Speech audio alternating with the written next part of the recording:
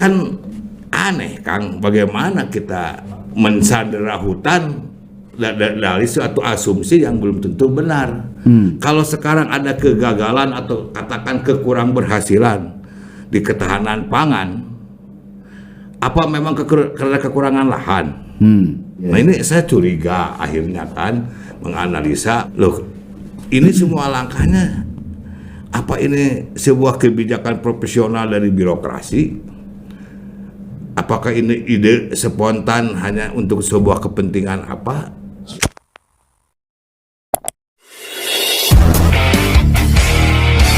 Bertemu lagi di podcast Apa Kabar .news. Kali ini kita akan berbicara masalah hutan.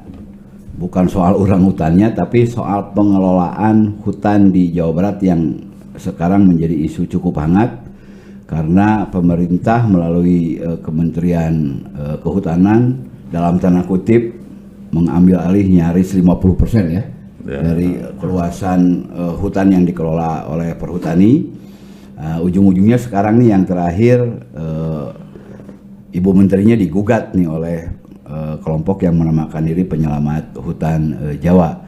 Hadir di podcast Apa Kabar .news Kang Eka Santosa. Apa kabar, Kang? Rampes. Nah, beliau ini adalah Ketua Forum Penyelamat Hutan Jawa. Artinya beliau kredibel sekali, kita tanya, beliau sangat kompeten sekali. Beliau juga adalah Ketua Gerakan Hejo, juga Sekjen dari Baresan Olot. Nah, Kang Eka memang selama ini dikenal sebagai tokoh yang sangat peduli lingkungan. Kemudian juga dia sering teriak-teriak soal lingkungan, terutama soal hutan. Nah, ini keterkaitan dengan isu yang paling mutakhir nih Kang Eka, soal ada SK Menteri nomor 287. Ini gimana nih Kang? Maaf Kang. Mangga dibuka Kang. Ya. Terima kasih. Terima kasih, saya apresiasi terhadap apa kabar news ya, yang memberikan ruang begitu di dalam sebuah kegalauan kita terhadap, bukan kegalauan lagi, kecemasan kita ya terhadap sebuah kebijakan yang datang dari Ibu Menteri Lingkungan Hidup dan Kehutanan. Ya. Sepertinya kita mimpi di siang bolong begitu ya kan. Di tengah kita sedang berupaya sedemikian rupa meratapi sebuah bencana yang menurut penglihatan kasat mata kita akibat rusaknya lingkungannya, terutama di daerah hulu. Seperti di KBU dan Cicahem tiba-tiba ada kasur, Garut, kemudian Garut kemarin KKM begitu, bahkan di Subang juga kan pernah, lalu di apalagi Sukabumi ya, yang sudah banyak diprediksi oleh banyak pihak.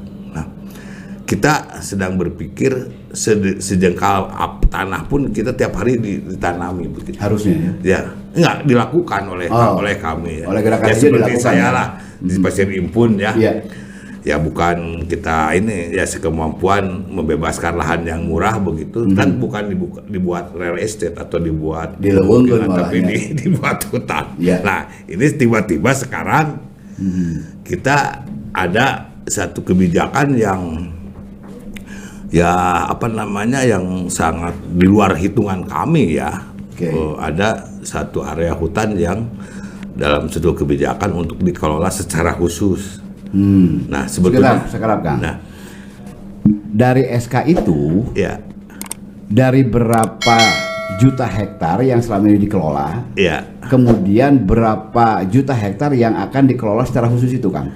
Dari hutan Jawa ya, bukan hanya Jawa Barat. Iya, hutan Jawa. Hutan Jawa ini 2,3-an ya. Oke, 2,3 juta. 2,3 juta yang akan dikelola secara khusus tadi ini 1,1. Ya, hampir 50%. Nah, tidak pun dirubah sudah seperti ini, kayak kemarin Semarang kan. Lalu kita dengar juga teman-teman di Jawa Timur juga mengalami hal yang sama. Jadi ini satu persoalan yang menurut saya dimensinya bukan lagi persoalan teknis, tapi sudah dimensinya soal dimensi kemanusiaan. Oke. Kita katanya diberikan satu pembebanan oleh komitmen dunia kan Kang, ya, tentang G20. Ya. Lalu ada juga dikabarkan kita menjadi hutan Jawa ini sebagai paru-paru dunia, begitu ya. Nah lalu dengan perubahan sistem ini karena kita melihat di lapangannya juga aneh-aneh begitu. Aneh-anehnya apa? Ketika kita minta klarifikasi melalui lembaga tinggi negara, ya sudah ke DPR mah, aduh mau kemana lagi kita kayak gitu kan ya. Lalu ada jawaban di rapat kerja ini kan belum efektif, tapi dan petanya juga belum ada. Tapi di lapangan ada kelompok orang yang secara atraktif mengatasnamakan kelompok tertentu sudah mengiwir-ngiwir SK itu. Ini kita semakin kaget loh, semakin ini apa sih sebetulnya begitu. Jadi diakui keterangan dari sekjennya mengatakan bahwa ini belum efektif dan belum berlaku. Tapi di lapangan sudah ada action bahkan atraktif. Kayak di Banten ya saudara kita di Cibaliung kan sampai kelompok begitu. Udah masuk ke hutan dan matok lalu berteriak bahwa perhutani tidak berulang lagi. Lalu di daerah kita pun tidak jauh dari Bandung ini di Purwakarta, bahkan berani melarang bahwa tidak boleh perhutani masuk. Ini daerah sudah dikuasai oleh reforma agraria dengan modal SK itu. Begitupun di daerah Jawa Tengah dan Jawa Timur sudah sampai ada yang fisik. Nah jadi ini tuh apa sih gitu sebetulnya ya. Nah saya ingin mengatakan bahwa pertama dari persepsi budaya Kang, bahwa kita sebagai masyarakat ya yang diwarisi oleh sebuah nilai peradaban dari leluhur kita, dan saya memberikan sebuah komitmen diri untuk menjaga tata nilai itu. Kita ingat bahwa lahir sebagai sebuah nation itu kan dari peradaban budaya, bukan dari gerakan politik lu Kang awalnya. Kita pun menyebut Yong Amon, Yong Sulebos, Yong Jawa, Yong Sumatera kan, dan konsisten di situ kan masyarakat tradisi. Nah, dalam pemahaman dimensi budaya, lamun leuweung rusak, cai beak, rakyat pasti balangsak. Dan itu juga menjadi tagline-nya DPKLTS di bawah binaan Mang Ihin kan, Pak Sulihin GP. Dan selalu itu dikumandangkan. Amun hayang ejo, kudu hejo, supaya jalan pangbalikan ka tenjo. Artinya kan kalau kita ingin makmur dan bisa menanak nasi, bisa sejahtera, ya harus hijau. Hijau itu harus subur kan. Kan ada variabel tentu masalah ketahanan pangan pertanian dengan kesuburan lingkungan. Lalu ya kita pun diajarkan oleh filosofis modern ya, no forest, no water, no future ya, go green lah istilahnya. Kan itu bagian-bagian yang menjadi pedoman ya. Nah, ini dalam konsep keseimbangan ini kita perlu memberikan perhatian. Jadi sebuah kebutuhan hutan itu ada makhluknya eling jelema, ya makhluk nyaring sasatoan binatang yang hidup, lalu ada makhluk cicing ya tumbuh-tumbuhan. Ini tiga komponen ini harus berimbang. Kalau salah satu ini kata Olot ya, kata Olot masyarakat adat. Kalau ada salah satu yang tidak lagi sinergi atau ada yang rusak, pasti ada masalah dan itu pasti bencana. Jadi bagi masyarakat adat tabu Kang. Kalau istilah Kang Numan mah tidak ada hadisnya gitu. Hutan dibagi-bagi begitu kan. Hutan dan kalau kita juga melihat dari perspektif kebangsaan, kenegaraan. Kalau kita itu satu ya dari aspek budaya. Ketika Undang-Undang Pokok Agraria digulirkan tahun 60, Undang-Undang Pokok Agraria, dan sampai ini hari juga kan belum dicabut kan ya, walaupun memang ada sinisme tentang itu, ada produk PKI kan. PKI waktu itu masih ada di parlemen, sehingga penjabarannya kan masih orang bagaimana ini, itu kan pembatasan pengendalian. Ini presiden kita Bung Karno untuk hutan itu memberikan proteksi. dengan membentuk contoh jabatan kehutanan. Kalau di Jawa Barat ya waktu itu, ya saya kebetulan anak mandor dulu kan, jadi ngerti lah bapak saya dikasih senjata menjaga hutan, diberikan fasilitas, gagah lah gitu. Bagaimana hutan itu harus dijaga. Jadi sudah ada kita, dan memang Undang-Undang Dasar 45 pasal 33 kan menyebutkan bahwa yang menyangkut hayat hidup orang banyak dikuasai oleh negara. Jadi bukan oleh perorangan, oleh institusi. Nah, dari itu ya pandangan kita. Lalu kemudian juga soal eksistensi keberadaan hutan, kan hanya ada 2 di Jawa Barat. Ini dulu waktu di awal reformasi dengan Pak Nurdiyana sampai saya menghadap Pak Prakosa ya, dikotomi tentang dinas kehutanan dengan perhutani. Memang agak banci sih ya waktu itu. Satu pihak didelegasikan ke daerah, tapi pengendalian hutan tetap ada di pusat dengan Undang-Undang 41. Tapi walaupun bagaimana kan institusi pusat harus juga loyal dan menyesuaikan kepada kepentingan daerah. Bagaimana grand design daerah memberikan sebuah untuk menjaga keseimbangan seperti KBU tentang fungsi hutan. Tetapi kan ada dilematis, sebab itu kewenangannya ada di pusat. Maksud saya hutan yang 2, yang tadi itu di Jawa ini kan lahir dengan peraturan pemerintah kan, include dengan eksistensi perhutani sebagai institusi yang diberikan pengelolaannya gitu. Peraturan pemerintah. Nah sekarang kalau sekarang ada SK Menteri, apa apa seperti itu bangunan tata negara kita, di mana satu legitimasi dikalahkan oleh lebih rendah ya. Yang lebih rendah kan kita ada teori stupid. Ada Pancasila sebagai sumber hukum, ada sumber hukumnya Undang Dasar 45, ada undang-undang, ada peraturan pemerintah, ada Kepres, baru ada peraturan menteri. Kan terlalu jauh. Kalau di pangkat apa itu? Nah, jadi Brigadir J. Nah jadi ini aneh gitu Kang.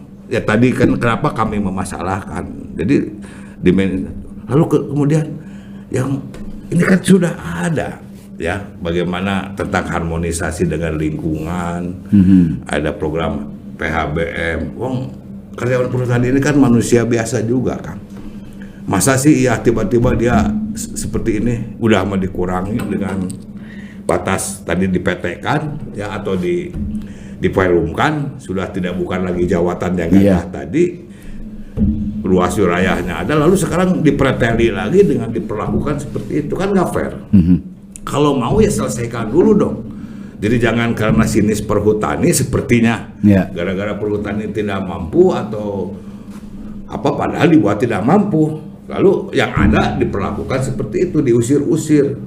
Apa bedanya perhutani dengan kita sama-sama PT dan sebagainya? Itu gogorowokan loh kan di lapangan. Lalu yang ekstrim ya tadi di mana di Kerawang ya, sampai dilarang perhutani masuk, itu kan nggak konflik atau kan kalau begini. Belum LMDH-nya yang memang sudah menunjukkan prestasi dan berkomitmen menjadi mitranya perhutani yang sudah puluhan tahun dan sudah memberikan kontribusi. Yang program PHBM itu ya? Ya PHBM, makanya saya bilang jangan-jangan ketahanan pangan selama ini kita bayar di Jawa Tengah ada swasembada jagung yang luar biasa ya.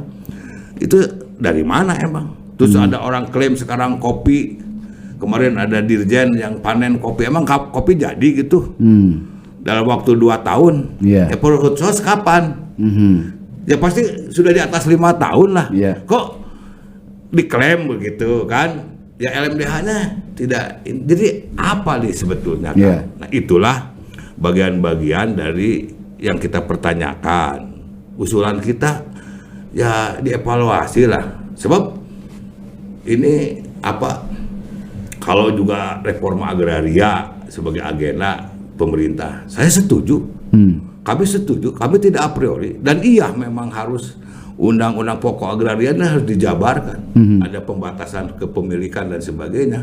Tetapi saya kurang setuju dan ya kita istilah tadi tidak ada hadisnya kalau hutan Dibagi-bagi. dijadikan objek reforma. Oke. Bukankah tidak masih banyak lahan terlantar negara? Turunlah. Ayo kita jalan-jalan. Misalnya kemarin saya 2 minggu yang lalu kan dari Garut tuh sebelum Tasik belok ke Badung Peuteuy ke Teraju, terus nyambung ke Garut. Itu kan ribuan hektar. HGU banyak yang terlantar Ya, kan? di samping HGU juga TN. tanah negara yang bebas begitu kan tidak terurus. Sampai 3-4 orang kepala desanya, Pak tolong dicariin bibit dari mana ini kami punya lahan. Kan masih banyak. Kenapa enggak itu gitu yang menjadi objek reforma agraria yang supaya ini efektif? Kenapa harus hutan? Nah, lalu kemudian saya juga mendengar isu tentang ini dalam rangka persiapan ketahanan pangan. Kan aneh Kang, bagaimana kita mensandera hutan dari suatu asumsi yang belum tentu benar. Kalau sekarang ada kegagalan atau katakan kekurang berhasilan di ketahanan pangan, apa memang karena kekurangan lahan? Betul nggak? Iya. Ya, itu dijawab tolong sama ahli-ahli. Tolong dijawab. Kalau memang itu menjadi alasan, saya setuju upaya peningkatan ketahanan pangan dan kita kembalikan Jawa Barat menjadi lumbung ketahanan pangan nasional. Tetapi apakah memang selama ini akibat dari kekurangan lahan? Mungkin saja karena Bukankah tata niaga pertaniannya yang kurang beres? Kualitas pertaniannya yang memang kurang maksimal? Atau karena memang lahan-lahan teknis pertanian yang jadi jadi pabrik. Ya, Kayak di Cianjur begitu. Loh, lalu kalau itu dianggap mundur, kenapa jadi hutan yang jadi sasaran? Jadi sasaran begitu. Jadi tolonglah kita arif juga bijak ya dalam hal melihat itu. Dan memang sangat ya naif lah boleh dibilang kalau memisahkan antara kepentingan lingkungan dengan ketahanan pangan. Itu kan variabel yang menyambung, saling mempengaruhi. Oke. Nah sekarang kan kelompok atau forum penyelamat hutan Jawa yang salah satu konstituennya lah katakan itu ada dari kelompok karyawan perhutani. Ada perhutani di situ, ada karyawan, memang ada Sekar ya. Sekar juga ada beberapa yang melakukan gugatan tadi Sekar kan ya. Tapi karena bergabung dalam forum, lalu kemudian ada LMDH se-Jawa ya Kang ya. Jadi kita bukan bicara Jawa Barat, ini sepulau Jawa. Betul. Jadi mulai dari Jawa Timur, Jawa Tengah, Jawa Barat termasuk Banten. Kita beberapa kali ada pertemuan. Lalu kemudian juga para senior rimbawan, ada pemerhati lingkungan, ada forum penyelamat lingkungan seperti Pak Tio, termasuk juga tokoh-tokoh individu yang memang memiliki persepsi seperti Pak Numan ya, kan juga menjadi penasehat ya di forum itu. Lalu Kang Acil Bimbo sebagai pendiri, sama-sama. Wah saya juga respect gitu ya, senior-senior saya kok mau malu saya kalau ya ini cari kerjaan ya, ya bukan saya tidak punya kerjaan yang lain kan, tapi ini amanat. Bagi saya ini ibadah kok. Artinya memang aspek kemanusiaan lebih. Peluangnya gimana Kang gugatan ini Kang? Ya saya udah mendapat pencerahan dan bekal ya dari Pak Nyoman, Profesor Nyoman dari mana yang waktu di Jawa Tengah ya memberikan sebuah guidance dan banyak para ahli. Ya ini kan uji materi ya. Dan memang yang berrelevan ke situ yang terdampak ya, yaitu betul bahwa itu kan Sekar ya, Serikat Pekerja atau direksi. Saya welcome, tidak a priori, dan saya juga dialog dengan Pak Dirut beberapa hari yang lalu datang ke tempat kami perlakukan sebagai tamu terhormat. Ini bukan masalah Anda, ini masalah kita bersama. Apa benar enggak gitu? Nah ini juga saya ingin bicara dengan Pak Erick Thohir ya sebagai Menteri BUMN, sebab eksistensi perhutani juga ada di beliau kan.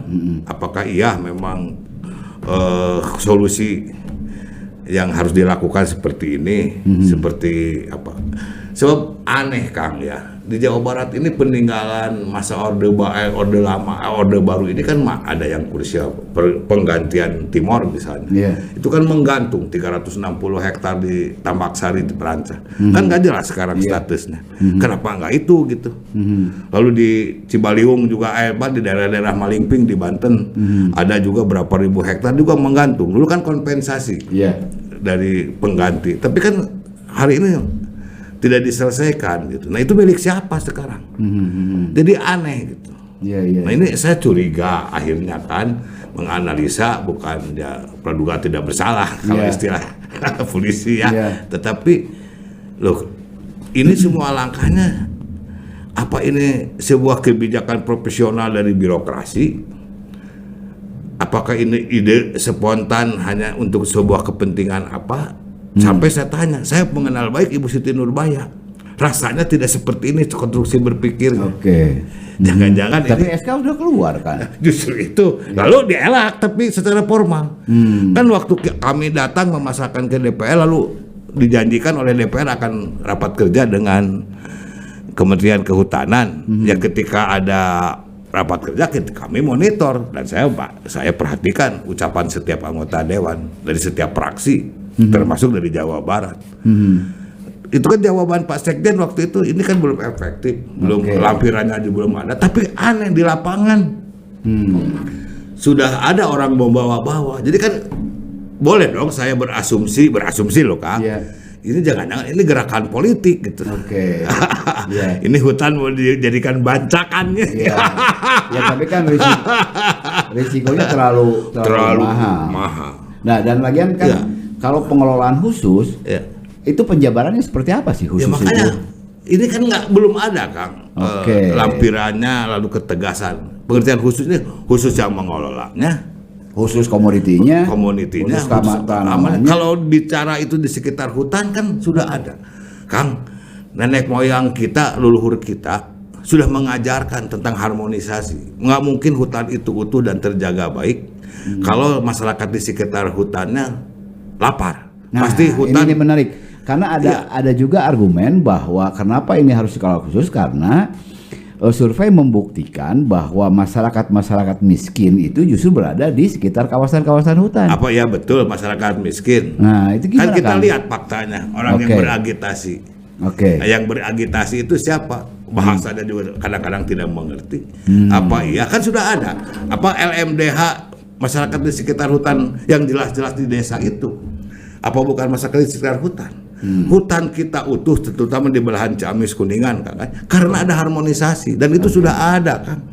Dulu mah Balandong disebutnya, kalau di Jawa Tengah Penyanggem, dan itu ada produksi dan ada hasil minimal untuk kesejahteraan di sekitar hutannya sambil menanam.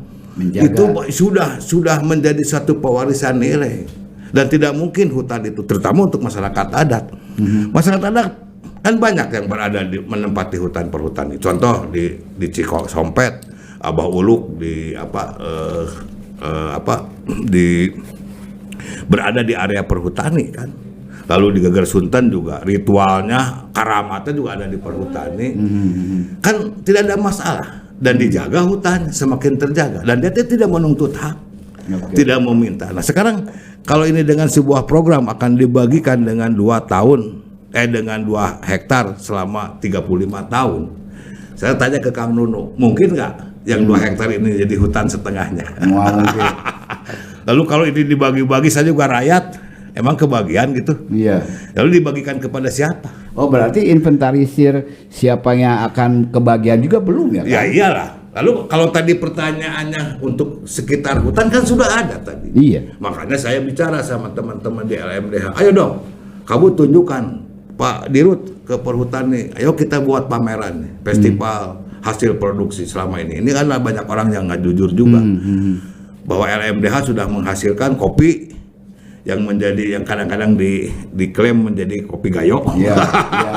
Lalu tiba-tiba ada orang peresmian ini hasil Perhutsos. Loh, Perhutsos lahirnya baru kemarin, bagaimana sih? Ya ini juga saya minta, ya saya tidak a priori ada suatu kemauan, tapi janganlah hutan ini, saya berpikir sebaliknya, punya lahan sedikit pun dibuat hutan, Kang.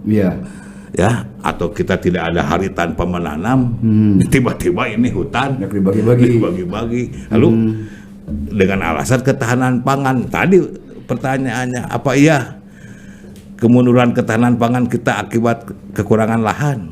Bukankah masih ada lahan yang terbengkalai Lalu tata niaga perdagangannya kayak seperti ini. Tahu buktinya kemarin Pak Jokowi dapat penghargaan. Ya saya menyampaikan selamat sama Pak Yassin Limpo. Kan buktinya tanpa merusak hutan pun bisa. Kita berapa tahun ini 5 tahun tidak impor beras. Jadi jangan dulu dong itu dipakai alasan. Ini apa gitu. Saya lebih melihatnya ini ada sebuah manuver gerakan yang mungkin di luar kemampuan dan kendali Ibu Siti Nurbaya juga. Ya, nah ini bagi kami sebuah keanehan. Ya, nah oleh karena itu saya kembali kepada persepsi budaya. Saya sudah diamanati oleh para olot. Kalau olot-olot tegas, dan sudah ada dokumennya di saya. Bukan hanya menolak, mengingatkan kepada Bapak Presiden untuk tidak berbuat dosa membagi-bagi hutan. Kang. Kalau dilihat ya menurut pengamatan Akang tidak merusak ya, tidak merubah fungsi. Ya, menurut pengamatan Akang nih, kondisi hutan yang ada di Jawa itu seperti apa, Kang? Waduh, Kang, kalau sekarang cerita dari teman-teman waktu LMDH kemarin kan sudah sama. Bahkan sudah ada yang, tapi Pak Dirut ketika saya konfirmasi, gimana Bapak? Ini kan belum melihat sebuah legalitas. Katanya belum efektif. Ya belum, saya laporkan katanya. Ya iyalah, saya bilang. Jadi saya menarik beliau untuk sama-sama jangan hanya melihat sebuah kepentingan sesaat beliau, tetapi ada kewajiban juga bahwa di belakang beliau itu kan ada 16.000 karyawan yang harus diselamatkan. Dan ini peraturan pemerintah loh yang memberikan legitimasi. Apa ya eksistensinya perhutani direduksi oleh sebuah keputusan menteri SK. Ya makanya kalau digugat menurut saya kalau normal ini harusnya menang kan. Nah tapi satu hal yang saya ingin ingatkan, kalau ini sudah masuk kepada gugatan, artinya kebijakan ini kan tidak boleh efektif kan. Nah ada satu kondisi juga memang sudah variabelnya menyangkut ke BPN, sudah diinstruksikan. Jadi kok ada seperti apa kita dihadapkan dengan sebuah provokasi isu-isu tentang hutan rakyat. Loh memang hutan untuk rakyat. Kalau dipelihara dan baik hutan itu kan untuk kemakmuran dan kesejahteraan rakyat supaya rakyat tidak menghadapi bencana. Lalu untuk siapa lagi gitu? Kan ada teriakan waktu di PR ya. Wah, pokoknya kami tetap akan bicara hutan untuk rakyat. Emang kita bukan rakyat, kata Kang Numan. Apa kita semua kan bukan rakyat Indonesia? Emang lu aja yang jadi rakyat gitu kan? Kang, kondisi hutan yang selama ini dikelola oleh perhutani itu seperti apa? Rusakkah, sedangkah rusaknya, atau parahkah rusaknya? Jadi begini Kang, ya kita objektif ya. Saya juga mengkritik kepada perhutani bahwa sebagai sebuah institusi kepada pemerintah terutama yang sekarang kan sudah menjadi tanggung jawab Kementerian BUMN dan mungkin kepada Presiden juga bahwa ya kalau memang perhutani ingin diperbaiki akibat bebannya yang sudah tidak memadai, dan saya tanya itu kan harus untung kan sudah lagi bukan lembaga penjaga hutan, ya diselesaikan dong. Ya kita sepakati bila perlu subsidi negara untuk menjaga keselamatan umat manusia loh kan. Betul nggak? Jangan main-main dengan fungsi hutan loh. Hubungannya dengan sumber air, hubungannya. Sekarang kita punya danau berapa? Punya Cisaguling, Cirata, Jatiluhur. Zaman Belanda juga sudah sekarang bikin lagi Jati Gede. Emang sumber airnya dari mana? Lalu teori apa yang bisa mengendalikan air? Nggak ada pohon, Kang. Apapun secanggih apapun belum ada yang secanggih pohon. Dan itu adanya di hutan. Lalu itu kan uang negara. Jadi kalau saya kembali tadi pertanyaannya, bagaimana institusi yang menjaga hutan bila perlu diperkuat, bukan dibubarkan. Atau tugasnya dialihkan.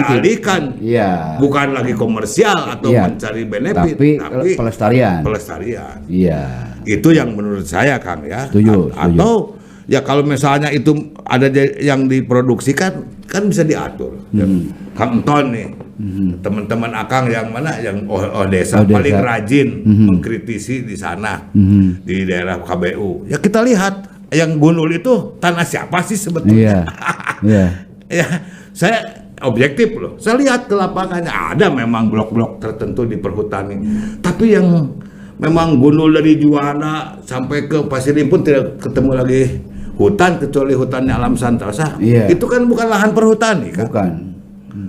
Lahan Jadago Resort. Iya, Jenderal Anu. Wah, nggak tahu lah pokoknya. Nah itu kan harus objektif. Iya, Kenapa iya. harus selalu didiskreditkan? Andai kata pun dipandang bahwa itu sudah tidak mampu, ya perbaiki dong. Iya. Selesaikan dulu itu, jangan di avoid komplit. Ini kan masa perhutani anak-anak manor udah gajinya terbatas, area yang harus dikuasai. Ada saya jadi asper, udahlah Kak, saya mau pangmindahkeun lah, geus teu sanggup menguasai berapa, belum sekarang dipropok lagi. Iya. Ya kan ini ada kecenderungan nanti kalau ini biarkan itu akan terjadi benturan di bawah rakyat dengan rakyat. Bukan akan, sudah terjadi. Bahkan sudah terjadi ya. terjadi, Nah, benturan. gini Kang. Sambil menunggu Ya. perkembangan dari gugatan dari masyarakat penyelamat Ya. hutan ke Menteri Lingkungan Hidup dan Kehutanan Ya. ini nih. Sebagai Ketua Forum Penyelamat Hutan Jawa, apa yang akan dilakukan oleh Kang Eka? Saya belum masuk kepada dimensi hukum, tapi Ya. kepada satu kesadaran yang lebih kepada sebuah moral. Oke. Saya kalau nuwun kepada gubernur, semua akan saya datang dan sudah mengajukan surat ke Pak Ridwan Kamil untuk beraudiensi, minta difasilitasi oleh Ibu Prima sebagai Ketua LH. Untuk apa ketemu Ya, gubernur Kang? saya mau tanya, Oke. Gubernur Jawa Barat punya grand design, punya perda Untuk KPU menyelamatkan hutan. untuk bagaimana tentang hutan. Oke. Saya akan minta sandingkan bahwa ini dari 1 juta ada sekian ratus hektar yang akan dialihfungsikan. Di Jawa Barat berapa? Dari yang 1,1 Ada kurang lebih 400 hektaran. Bahkan Garut paling parah. Itu hampir rencananya ya di atas 90% akan di. Nah ini ada curiga saya, ada siapa gitu. Lalu tujuannya apa? Iya. Sekarang tanpa dirubah aja hutannya sudah seperti itu, Kang. Iya. Ya saya bukan a priori, saya mengerti tentang kebutuhan masyarakat. Tapi jangan dulu kita sebelum apa-apa menyandera bahwa ini untuk ketahanan pangan. Iya, iya. Ya. Toh pengelolaan secara khususnya juga belum jelas. Belum jelas. Oke. Lalu siapa gitu. Nah oleh karena itu perlu evaluasi. Oleh karena itu sebagai bahan evaluasi nanti ke tingkat menteri, kita ingin minta komitmen dan pandangan dari setiap kepala daerah. Oke. Sebab walaupun bagaimana itu oke lah, itu hutan dalam kewenangan pusat melalui Undang-Undang 41 yang didelegasikan kepada perum perhutani. Tetapi kan perum perhutani pun harus loyal kepada apa yang menjadi kebutuhan daerah Jawa Barat. Dari 3,5 juta hektar persegi ya Jawa Barat itu menurut DPKLTS yang utuhnya hanya kurang dari 300.000 hutannya. Iya, lalu yang terancam rusak ada 600. Yang sudah sangat parah itu kurang lebih 350-an ribu hektar. Jadi kita mau di mana, apalagi kalau bicara anak cucu kita. Iya. Untuk zaman kita aja sudah udah terasa dampaknya, Kang. Iya. Dan ini oksigen loh, Kang, hati-hati. Iya betul. Karena global sudah komitmen nih, komitmen global hutan itu harus dijaga. Dan jangan-jangan Bukan kalau memang ini dibagi-bagikan. mencuat menjadi isu internasional, produk pangan kita bisa tidak dihargai, Iya. bisa diboikot oleh masyarakat. Ya dunia. mudah-mudahan global dengar juga suara Pak Eka sekarang. Oke, Ya. hatur nuhun Kang Eka, Ya. selamat berjuang sebagai Ketua Forum Penyelamat Hutan Jawa. Ya. Dan saya yakin bahwa ini perjuangan bukan perjuangan yang ringan, Ya, Kang. betul, Kang. Sing sehat dan terus berjuang menjaga hutan, Kang. Ya insya Allah, Kang. Ya. Saya tadi jadi mun hayang ngejo kudu hejo, Kudu hejo. supaya pangbalikan katenjo. Katenjo. Ini kan bicara akhirat juga. Iya. Jadi bagi saya ini nothing tulus dan komitmen moral saya setelah berkelana di dunia politik dan kekuasaan, saya menghibahkan diri untuk budaya dan lingkungan.